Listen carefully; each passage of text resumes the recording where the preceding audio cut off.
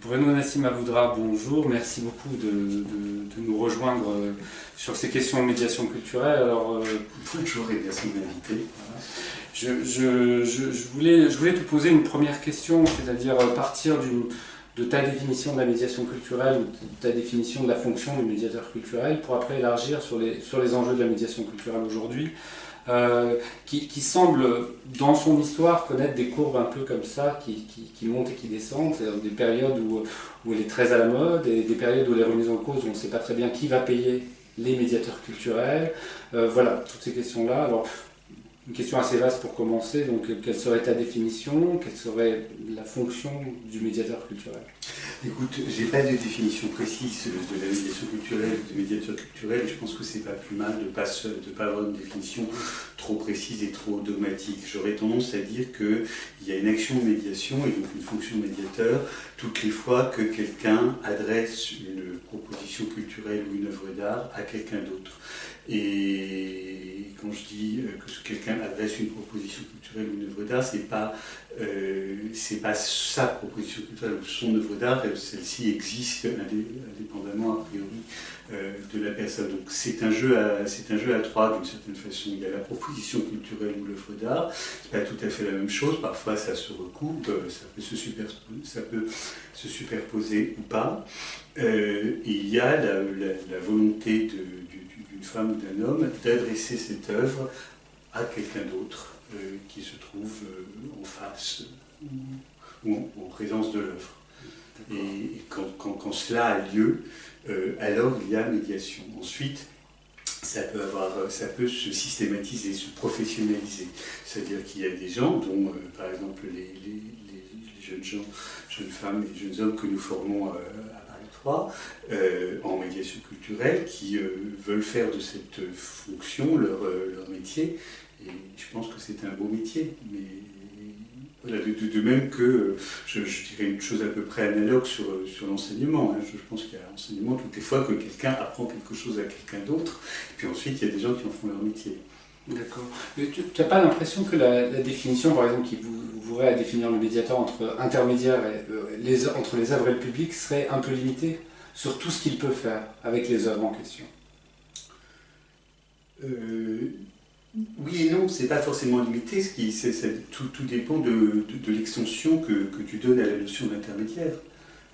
C'est-à-dire qu'on peut intermédier probablement de mille manières, mais à chaque fois, on est quand même un intermédiaire, effectivement. C'est-à-dire que je pense que l'on ne peut se substituer ni à la personne, ni à l'autre, ni à l'œuvre. Donc en ce sens, la position du médiateur, médiateur et intermédiaire, c'est la même étymologie, globalement ça dit la même chose. Donc vouloir que cette idée d'intermédiaire, pas d'intermédiation, mais d'intermédiaire, soit trop limitée, ça me paraît être une idée elle-même limitée ou limitative. On peut solliciter ce mot de manière assez vaste, il me semble. Je ne crois pas que ce soit si limité que ça. Oui, l'intermédiaire peut être quelqu'un d'actif, quelqu'un qui remplit vraiment une fonction. Enfin, ça, sans aucun doute. Et la notion de transmission n'est pas du tout à dévaloriser pour tous les publics, de toute façon. Non, je pense que la notion de transmission n'est pas dévalorisée, qu'il y a plein de moyens de transmettre, et qu'effectivement, l'intermédiaire n'est pas... C'est pas forcément une médiation orale, c'est pas forcément... Là-dessus, il y a mille manières de le faire, y compris, je pense, des manières silencieuses et des manières actives.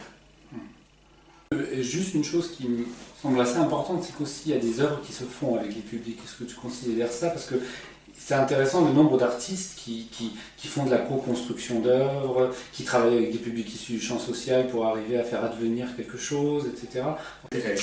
Il me semble qu'on peut, aujourd'hui, dans l'art contemporain, et depuis pas mal de temps, le matériau de l'art, le médium, peut être extrêmement varié. Et après tout, on peut imaginer que le champ social soit le médium d'une œuvre d'art. Toutes sortes de choses, la violence pure peut être le médium d'une œuvre d'art. On voit en ce moment au Palais de Tokyo dans une œuvre qui est, à mon sens, bon, elle est faite en photo et en toile, mais en violence. Il s'agit d'une œuvre sur Abu Ghraib de Jean-Jacques Lebel. Donc je pense que si je devais dire quel est le médium de cette œuvre, je dirais que c'est la violence d'Abu Ghraib pure, d'une certaine façon. De même, des questions sociales peuvent être le médium de l'œuvre d'un artiste. Du coup, ça va ressembler à de la médiation, ça va son œuvre va pouvoir, comme je disais tout à l'heure, se superposer à de la médiation, prendre la forme de la médiation. Je pense qu'elle n'exclut pas une médiation par ailleurs, pour des tas de raisons, et je pense à partir du moment où c'est une œuvre d'art, elle ne se laisse pas absorber non plus dans l'action de médiation qu'elle revêt. Tu vois ce que je veux dire? C'est très très riche. Et du coup, voilà, du coup, je ferais en ce sens une différence, quand bien même ça se ressemblerait complètement, comme une boîte Brillo comme une boîte Brillo de Warhol ressemble complètement à une boîte Brillo, ressemblait complètement à une boîte Brillo vendue dans les grands magasins américains à la même époque, sauf que l'une était une œuvre de Warhol et que l'autre était une lessive. De la même manière, il me semble que des artistes peuvent faire des œuvres en médiation culturelle qui ressemblent à la médiation culturelle, mais ça n'est pas exactement la médiation culturelle. Et du coup, on peut parfaitement imaginer des actions de médiation culturelle, y compris sur ces œuvres, ou à partir de ces œuvres. Voilà. Ou alors, on est jusqu'à cette différence. Et du coup, passer l'artiste, ce qui se fait, c'est être un artiste pour devenir un médiateur culturel. Mais médiateur culturel de sa propre œuvre, c'est une position au sens propre, hein, pas au sens critique, c'est une position que je qualifierais d'idiote. C'est un idiotisme. Non, c'est pas une idiotie, c'est un idiotisme. C'est exactement comme quelqu'un qui écrit un roman et qui écrit ensuite le commentaire de son propre texte. Ça peut donner un très beau texte, ça n'exclut pas une autre glose, une glose universitaire, une glose... Tu vois, je pensais vraiment à des artistes, par exemple une artiste indienne comme Shilpa Gupta, qui propose des dispositifs où les publics, quand ils rentrent, voient leur ombre se refléter sur un mur. Ils ont la possibilité de s'accrocher à des objets et progressivement il y a une sorte de vague d'objets qui les recouvre progressivement. Et je me suis demandé, en accompagnant des publics voir cette œuvre, si j'avais besoin de dire quelque chose, si j'avais besoin de tenir un discours autour de Shilpa Gupta, si l'œuvre ne parlait pas elle-même. C'est-à-dire c'est ces dispositifs où la relation entre l'artiste et les publics a peut-être besoin d'une médiation après coup, sur l'expérience vécue, mais pas forcément sur l'explication du dispositif. Alors là, il me semble qu'il y a plusieurs choses dans ta remarque. L'œuvre que tu décris, je dirais que c'est une œuvre en public. Non pas en public au sens où elle est faite devant un public, mais au sens où le public est son médium. C'est une œuvre en public, comme on pourrait dire que ce carnet est en Moleskine. C'est au sens du matériau. Quoi. Là, le matériau de cette œuvre est le public, bon, d'un côté. De l'autre, tu as dit deux choses. Tu as dit besoin de parler et besoin de médiation. Je ne suis pas sûr que parler et médiation soient toujours absolument la même chose. Je pense qu'on peut parfaitement avoir une médiation qui ne passe pas directement par la parole. Et à partir et je ne suis pas loin de penser que ta présence, étant donné la relation que tu as par ailleurs construite avec les gens que tu amènes face à cette œuvre, est en soi une médiation. Donc c'est pas évident que tu n'as pas forcément besoin de faire un discours, autant pour faire court, je pense qu'il faut parler, autant pour faire une médiation, je pense qu'il faut souvent parler, mais pas forcément toujours. C'est pas complètement coextensif. Donc le seul fait que tu sois là, toi qui n'es pas n'importe qui dans la relation aux gens que tu amènes et dans le fait que tu fasses connaître cette œuvre, etc., est déjà au fond probablement une médiation. Voilà, enfin, tu vois, dans cet exemple, je pense que... On a conscience quand même de les amener dans un cadre qui n'est pas neutre, quoi qu'il arrive, qui est un cadre qui a été pensé dans un parcours, et quoi qu'il arrive, la relation est déjà établie avec eux. Je me suis beaucoup posé la question. C'est ce que je dis. Voilà, ouais, on se pose beaucoup la question. Il y a une impossible neutralité du médiateur, quoi qu'il arrive. Même c'est pas souhaitable. Alors, dans quel sens c'est pas souhaitable? C'est pas souhaitable que je ne pense pas qu'il soit souhaitable que le médiateur soit neutre. D'accord. Là-dessus, c'est ni possible. Et pardon, je t'interromps, et par ailleurs, la médiation culturelle, c'est pas une herméneutique. Donc quand tu dis être neutre, je suis pas du tout sûr que l'herméneute est à être neutre. De toute façon, mais à la limite, on peut imaginer comme ça construire une fiction, un discours ou un récit de la neutralité de l'herméneute qui serait censé montrer le sens de quelque chose, construire et déconstruire à la fois le sens d'un objet sans l'investir de sa personnalité, sans le teinter, pour au contraire essayer d'objectiver cet objet, d'en objectiver le sens. Mais ce n'est pas le travail du médiateur. Il est pas, alors là, pour le coup, je pense que c'est la médiation comme explication de l'œuvre. Je pense que c'est une mauvaise tendance de la médiation, c'est une mauvaise tendance des étudiants. Sur ce point, on peut plus clair. Je pense qu'on est d'accord là-dessus. C'est-à-dire, c'est peut-être une mise en jeu de l'œuvre, ses capacités à mettre en jeu l'œuvre et à travailler plus sur les conditions de son appropriation. Ouais, et à pointer sa complexité, mais sûrement pas à la... Ouais. Ce qui rejoindrait l'idée que le médiateur culturel, quoi qu'il arrive, ne ressemble pas aux autres médiateurs juridiques, politiques, etc., qu'il n'est pas coercitif, qu'il n'est pas au service d'un équilibre entre les publics et l'œuvre, qu'il faudrait maintenir en suspension un sens qui, quoi qu'il arrive, ne serait pas résolu. Absolument. Je pense que tu as doublement raison. Tu as doublement raison. Il y a un seul point, je ne suis pas sûr que la fonction du médiateur juridique soit coercitive. Justement, je pense que c'est fait pour éviter la coercition. Mais du moins, sauf à considérer comme coupable que toute justice est coercition. Mais bon, si on ne rentre pas dans ce genre de débat, je pense que l'oncle Douceman, le médiateur, etc., c'est plutôt des gens qui... Mais ce qui est sûr, c'est qu'ils considèrent, la société considère qu'une situation de conflit ou de tension est mauvaise et qu'elle doit être résolue. Ce qui est parfaitement vrai dans le cadre juridique. Un conflit de voisinage, c'est quelque chose de pas bon et qu'il faut essayer de résoudre, et de préférence de résoudre de manière hors procès et donc par une action de médiation. En revanche, le conflit entre l'œuvre et le public est une excellente chose. Du moins, il n'y a rien de mal à cela.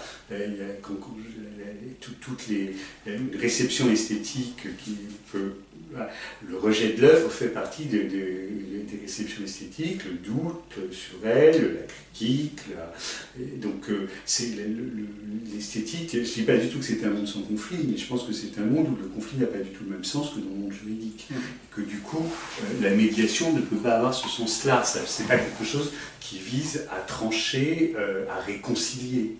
Donc, il y a une guide au musée d'Orsay qui s'appelle Annette, qui est anglaise, qui était guide au musée Picasso, et qui dit qu'il lui est arrivé pendant 10 ans de parler d'un tableau, et subitement dans une relation, alors tu vas me dire que ça pourrait arriver avec un public hors champ social, et subitement dans une relation, un enfant lui donne une lecture du tableau qui tient, et qu'elle n'avait jamais vu cette lecture. Et je me dis, c'est aussi une des bonnes pulsions du médiateur.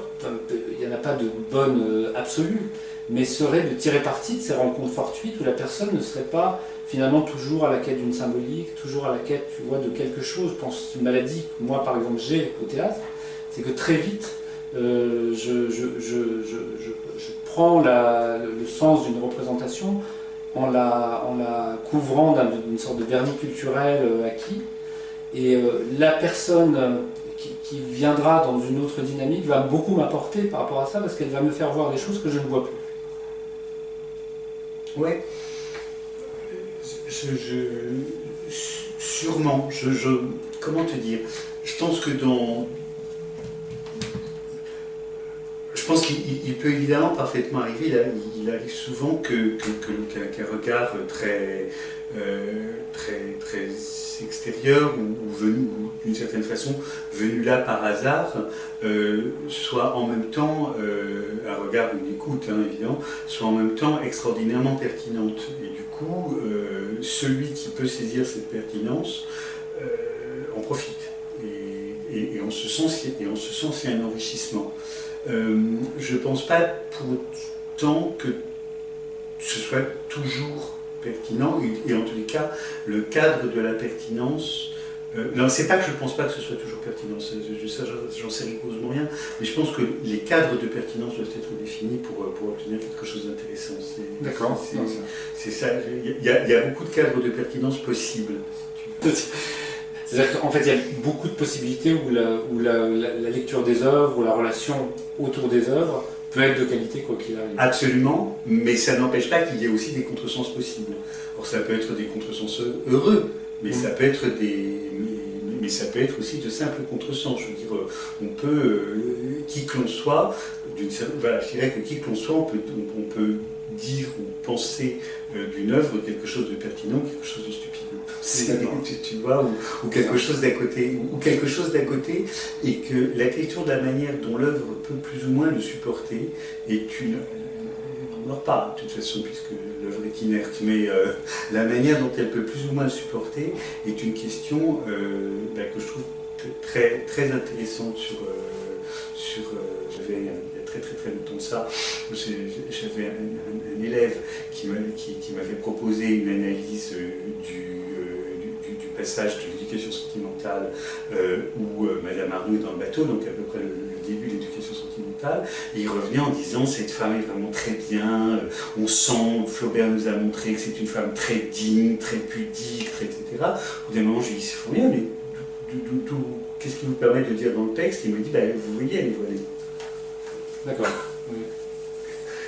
Après, c'est des valeurs qui c'était une magnifique lecture de Flaubert, mais c'était une lecture recevable de Flaubert. C'était juste étrange. Alors, on pourrait faire à partir de là une mise en scène formidable, des tas de choses. Le type était fort intelligent, il avait parfaitement décodé.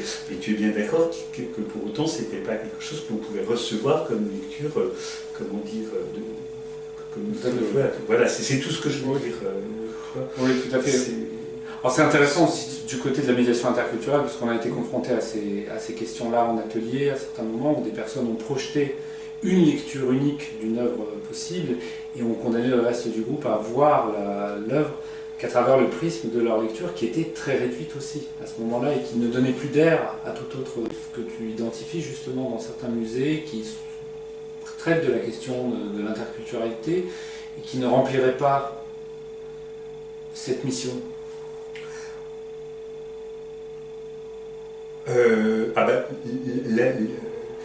La dérive, etc., c'est l'irénisme. C'est-à-dire C'est-à-dire qu'on a généralement des musées complètement fades, mais tu parles bien des musées d'interculturalité. Oui, tout à fait. Des musées qui parlent des religions, qui parlent des migrations, etc. Oui, d'habitude, on a un discours d'une fadeur totale, et dont on peut se demander si c'est le fait du musée, ou le fait des tutelles, ou c'est probablement un peu tout ça, mais c'est aussi le fait des musées, c'est le fait muséal, si tu veux. Je ne suis pas absolument sûr que des salles du musée, avec ce qu'elles supposent de propreté, de fermeture, de sécurité, les conditions de sacralité aussi, les conditions qui sont celles d'un musée, je pense qu'il faut quand même essayer de penser de façon un peu rigoureuse et sérieuse le lien entre ça et l'interculturalité, qui est quand même quelque chose de l'ordre de la rencontre, du choc, du bruit, etc.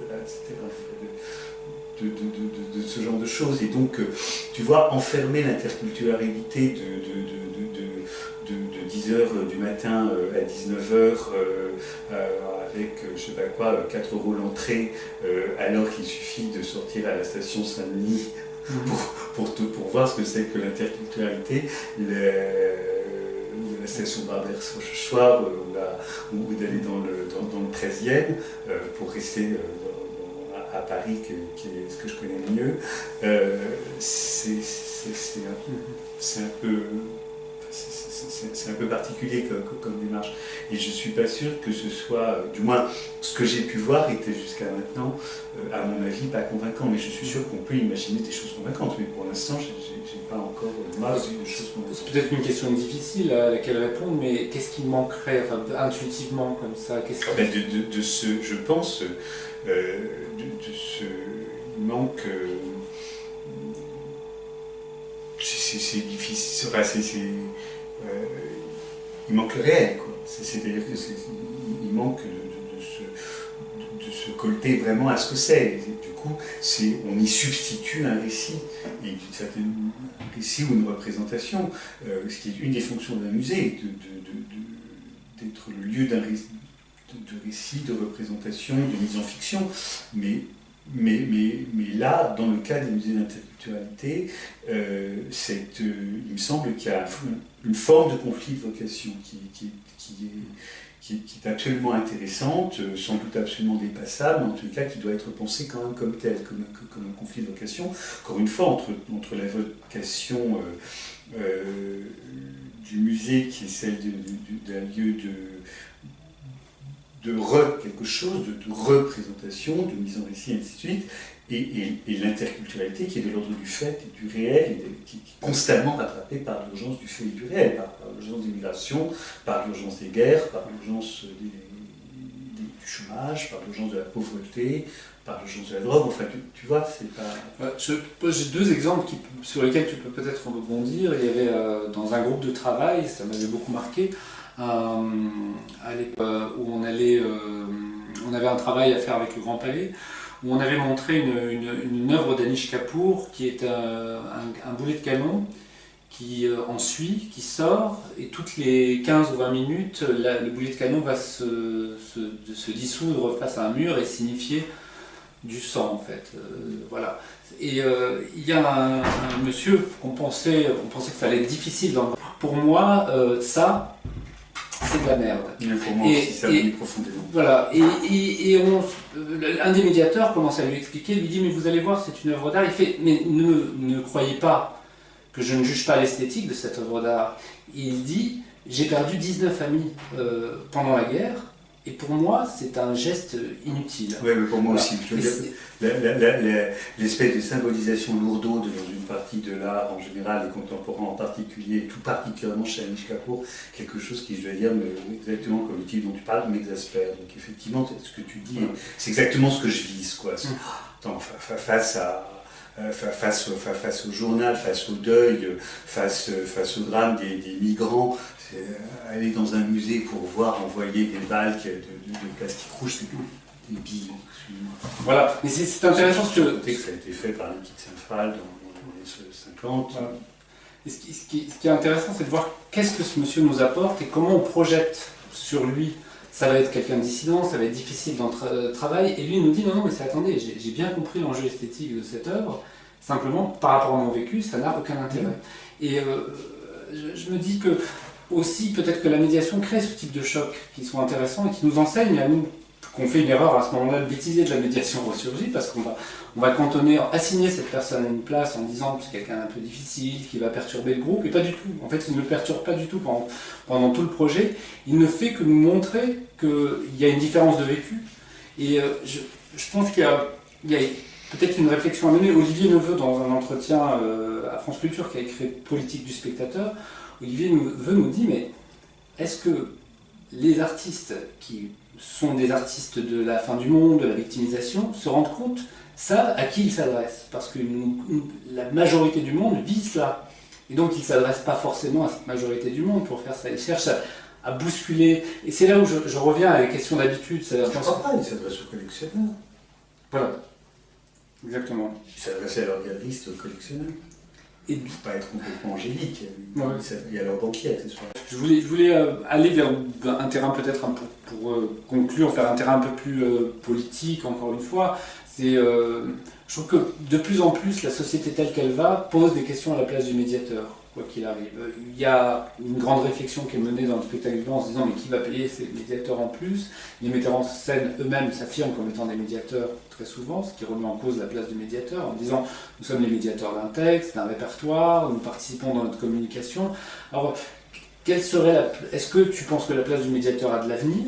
Et pour tous les gens qui utilisent la médiation culturelle, est-ce que tu penses qu'elle a une mission spécifique à remplir? Alors comme on a une réflexion qu'on mène sur le champ social qui se poursuit, est-ce que tu penses qu'elle a une mission? Est-ce que tu penses que c'est encore un terrain qui est assez fructueux au niveau d'un métier, finalement? Même si je pense qu'on ne devrait pas assigner une médiation à une place, parce que ça peut poser des problèmes. On a des étudiants de Paris 3 qui nous disent clairement que quand ils sont médiateurs avec un t-shirt noir et une manche, les publics n'ont pas du tout envie d'aller les voir pour leur demander des renseignements. Donc la posture du médiateur trop labellisée, trop posée n'est pas forcément viable. Est-ce qu'il y a un avenir pour la médiation et quel serait son avenir dans les différents champs qu'on peut voir, que ce soit le champ de l'esthétique, que ce soit le champ peut-être un peu plus social, le champ politique, voilà.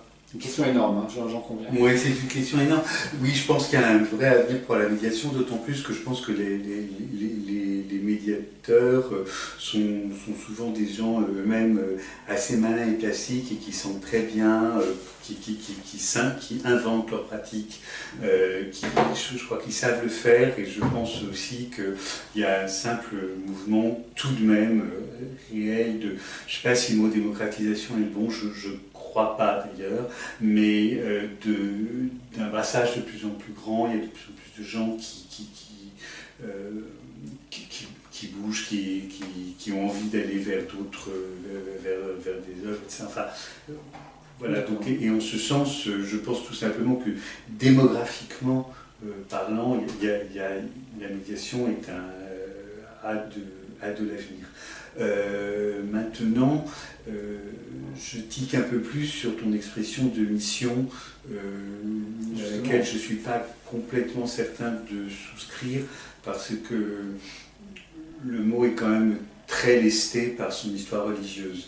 Donc, et alors, tu vois, quand tu mets mission, médiation, qui a aussi un sens religieux, et interculturel, t'es quand même assez revenu assez vite dans des missions au sens des missionnaires, quoi. Alors, bien sûr, personne ne le veut, mais n'empêche que c'est un peu ce qui est véhiculé là par le langage. Donc je suis pas sûr d'être... C'est une des dérives possibles de la médiation interculturelle, qu'elle soit une mission civilisatrice, qu'elle soit au service d'une esthétique ou au service bien sûr, bien sûr. Alors, quand bien même s'en défend-elle, d'ailleurs, je pense toujours pour essayer dans ce registre, en toute bonne foi, mais n'empêche que... Dernière question, terminer sur un point, c'est que c'est une intuition comme ça, en fait, il y a de la médiation culturelle là où il y a eu une politique culturelle.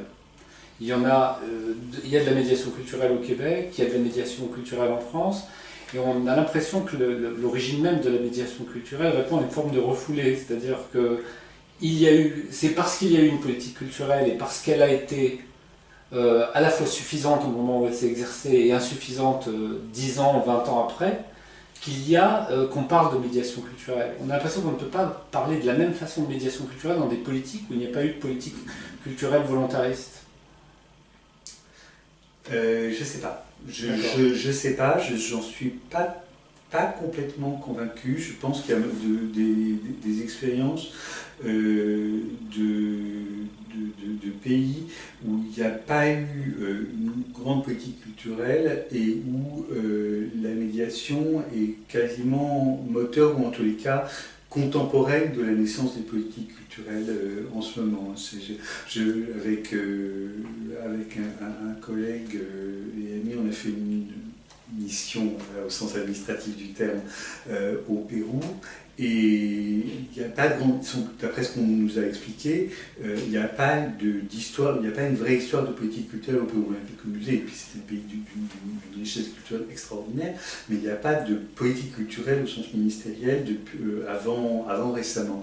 Et là, il y a un ministère de la Culture qui est assez puissant et assez actif, et qui donc essaye de mener une politique culturelle à l'échelle du pays, et elle s'appuie d'emblée sur de la médiation culturelle.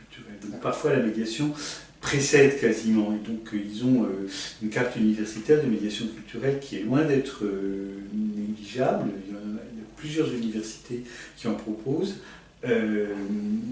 alors qu'il n'y a pas une grande antériorité de politique culturelle. Et par exemple, il n'y a qu'un seul théâtre d'État dans tout le Pérou qui est à Lima. D'accord. Tu vois, enfin, il y a une seule scène nationale, ce qu'on appellerait nous une scène nationale. Il y en a une. D'accord. En fait, c'est un geste inaugural qui est celui de la médiation. Et cette scène nationale, bon, elle a été précédée par une sorte de théâtre de centre-ville, quoi, qui était la chasse gardée de la bourgeoisie, comme c'était le cas en grande partie sans doute en Europe au XIXe siècle, où il y a, enfin, jusqu'à la dernière heure, je ne sais pas quoi. Et là, il est reconstruit, et ils ont des médiateurs, une politique de médiation qui date du premier jour de la reconstruction de cette scène nationale, qui l'accompagne complètement. Tu vois, c'est extrêmement intéressant. C'est-à-dire que penser déjà la place du public, la relation avec... Et puis avec des tas d'actions, des opéras à destination des enfants, à destination d'emblée des... Bruno Nassim Aboudrab, merci beaucoup d'avoir apporté cette pierre. Merci Serge.